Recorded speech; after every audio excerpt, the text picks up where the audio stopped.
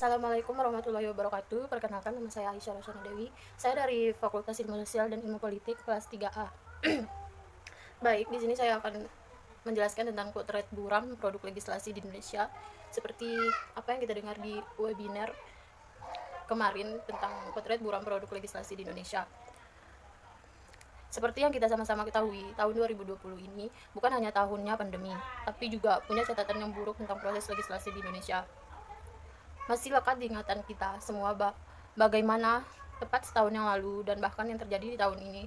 Semua mahasiswa Indonesia turun ke jalan untuk menolak revisi undang-undang KPK, revisi undang-undang KUHP, dan yang kemarin yang kita demo seperti revisi undang-undang Omnibus Law. Banyak kalangan yang menilai juga akan kurangnya partisipasi publik padahal seharusnya negara hukum, demokrasi rakyat menjadi esensi yang utama. Baik, saya akan menjelaskan tentang apa yang dibahas oleh Bapak Bayu Dwi Anggono sebagai pemateri yang pertama.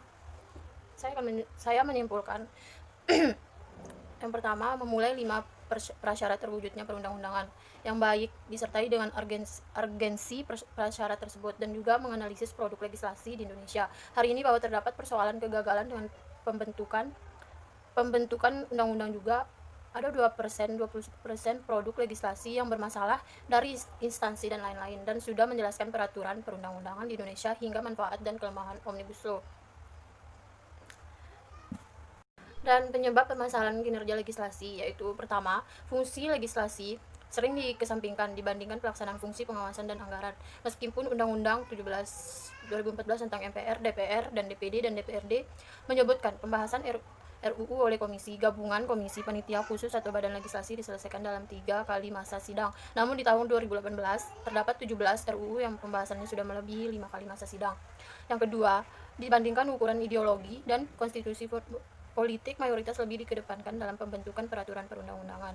Politik mayoritas yang dimaksud adalah kepentingan politik sempit kelompok politik di parlemen. Contoh Undang-Undang Pemilu mengenai syarat verifikasi sebagai peserta pemilu yang pada akhirnya ketentuan tersebut dibatalkan oleh MK. Yang ketiga yaitu kualitas anggota yang mengacu pada pengetahuan dan pengalaman dan sistem pemilihan dan prosedur untuk menjadi anggota, di mana sistem kaderisasi yang dari parpol mempengaruhi, yaitu parpol yang merekrut calon legislatif. Dan di luar kader yang tidak mempunyai pengalaman berpolitik sama sekali. Fenomena caleg dari kalangan selebritas atau sohor pembuktian bahwa kinerja parpol sebagai lembaga rekrutmen politik belum berjalan baik. Yang keempat yaitu perilaku korupsi legislasi, yaitu penerimaan suap oleh pihak tertentu atas diaturnya atau tidak diaturnya suatu ketentuan dalam suatu rancangan undang-undang, meliputi tindakan kesenjangan untuk menghambat pelaksanaan kebijakan, keputusan atau ketentuan peraturan perundang-undangan yang berlaku untuk memperoleh keuntungan pribadi.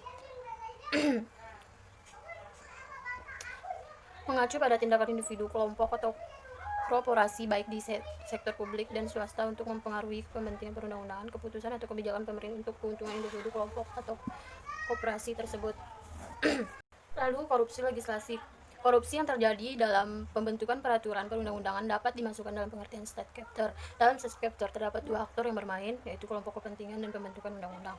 Kelompok kepentingan memiliki misi mendorong peraturan perundang-undangan yang disebut perundang-undangan yang disusun agar mengarah pada bentuk-bentuk perilaku monopolistik sehingga dapat menghasilkan keuntungan sebanyak-banyaknya dan mempertahankan market powernya. Di sisi lain, pembentuk undang-undang mengharapkan uang atau prospek keuntungan pribadi lainnya dari kelompok kepentingan tersebut sebagai imbalan atau jasa yang diberikan.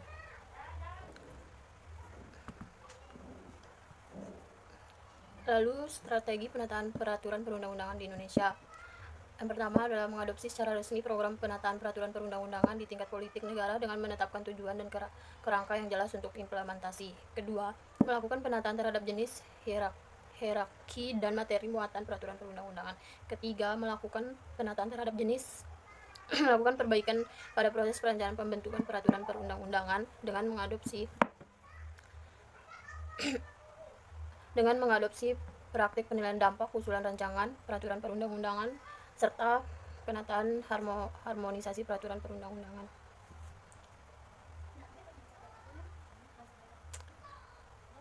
Lalu strategi penataan peraturan perundang-undangan di Indonesia. Yang keempat yaitu jaminan implementasi partisipasi publik dalam pembentukan peraturan perundang-undangan. Perlu dibuat pedoman formal yang mengatur bagaimana hak atau jaminan partisipasi masyarakat dalam pembentukan peraturan perundang-undangan sebagaimana diatur dalam pasal 96 ayat 1 Undang-Undang P3 dapat terwadahi dengan baik. Dengan adanya pedoman formal untuk partisipasi konsultasi tersebut, maka tidak akan muncul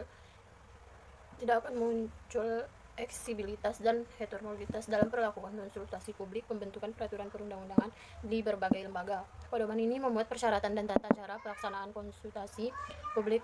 Perlu juga diatur kewajiban pembentuk untuk memberikan periode waktu yang berkesempatan untuk mempertimbangkan usulan peraturan perundang-undangan dan berpartisipasi dalam proses pembentukan peraturan perundang-undangan.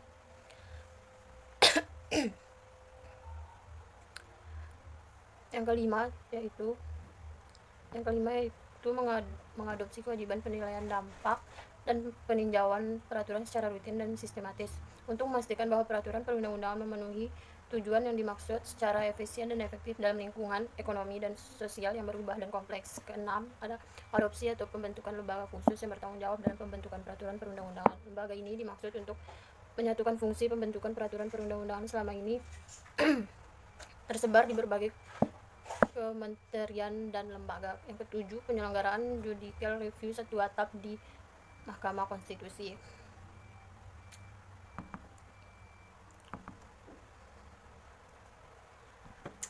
Lalu kewajiban politik legislasi. Masing-masing partai politik menyusun desain politik legislasi di semua tingkatan dan menyampaikannya kepada publik.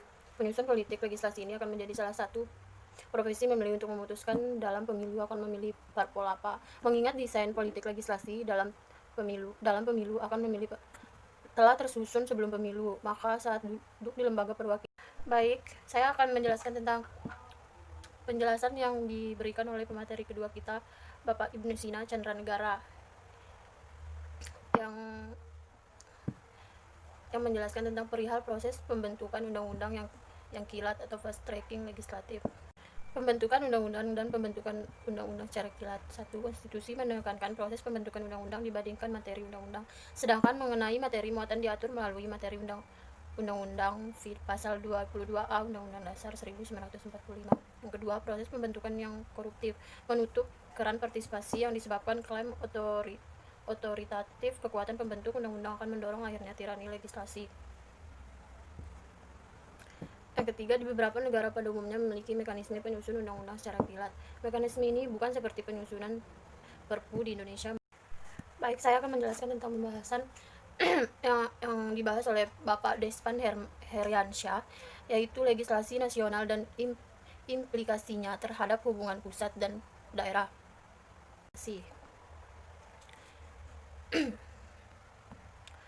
Yang pertama yaitu legislasi nasional dan kedaulatan rakyat. Legislasi nasional. Baik, sistem legislasi nasional. DPD sebagai representasi masyarakat daerah di pusat diabaikan dan tidak menjadi kamar tersendiri yang dapat mengimbangi kekuasaan DPR. Hal ini dapat dimaklumi karena semula DPD memang hanya diposisikan sebagai pengganti utusan daerah di MPR. Lalu dalam perjalanannya juga diberikan secuil kewenangan dalam sistem legislasi. Jadi instrumen masyarakat dapat memperjuangkan haknya pada legislasi nasional lemah. Kondisi ini juga berbanding lurus dengan kewenangan masyarakat daerah mendapatkan haknya di daerahnya sendiri. Menurut Undang-Undang Pemda 1, pembatalan Perda A2, asas dekonsentrasi. Ketiga, standar kriteria. Keempat, pemberitahuan kepala daerah. Kelima, dan seterusnya. Lalu hubungan pusat dan daerah. Sekarang mari masuk membicarakan variabel kedua, yaitu implikasi hubungan pusat dan daerah. Hubungan ini memiliki banyak cabang, setidaknya hubungan kewenangan keuangan, pengawasan, keorganisasian, dan seterusnya. Presentasi ini akan berbicara hubungan secara umum karena implikasi pada bidang tertentu juga berpengaruh pada bidang yang lain.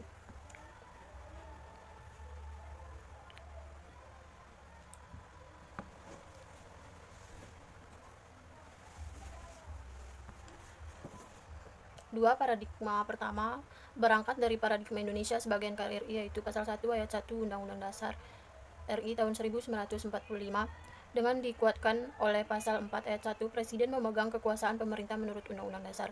Dengan paradigma ini, maka pemerintah pusat atau nasional menjadi titik fokus. Keberadaan daerah adalah justru untuk menguatkan NKRI.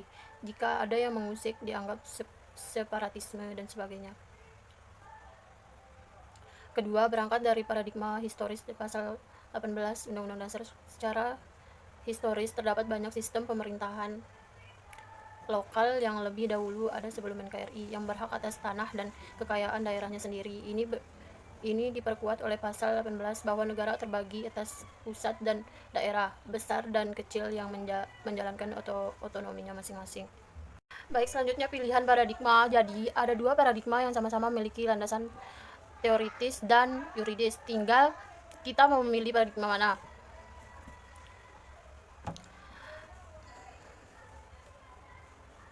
Argumentasi dapat dicari-cari, maka sampai hari ini perdebatan pengaturan dan kebijakan mengenai hubungan pusat daerah tidak pernah selesai. Dalam risalah sidang baik perubahan Undang-Undang Dasar maupun Undang-Undang Pemda menunjukkan pergolakan dua paradigma ini. Begitupun kita dalam diskusi siang hari ini. Namun menurut saya pilihan atas dua paradigma itu tidaklah bebas nilai. Kita harus memiliki keberpihakan, tidak boleh netral. Kita harus berpihak pada kepentingan masyarakat daerah atau hak masyarakat daerah.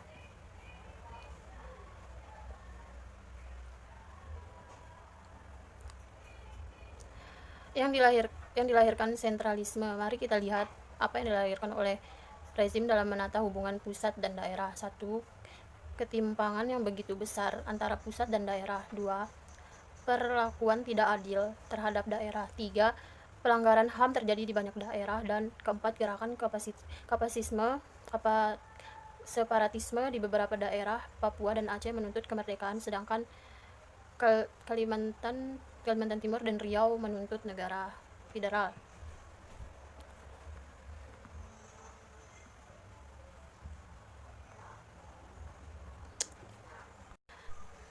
Mungkin hanya itu yang bisa saya sampaikan dan saya jelaskan. Mohon maaf bila ada kesalahan. Saya akhiri. Wassalamualaikum warahmatullahi wabarakatuh.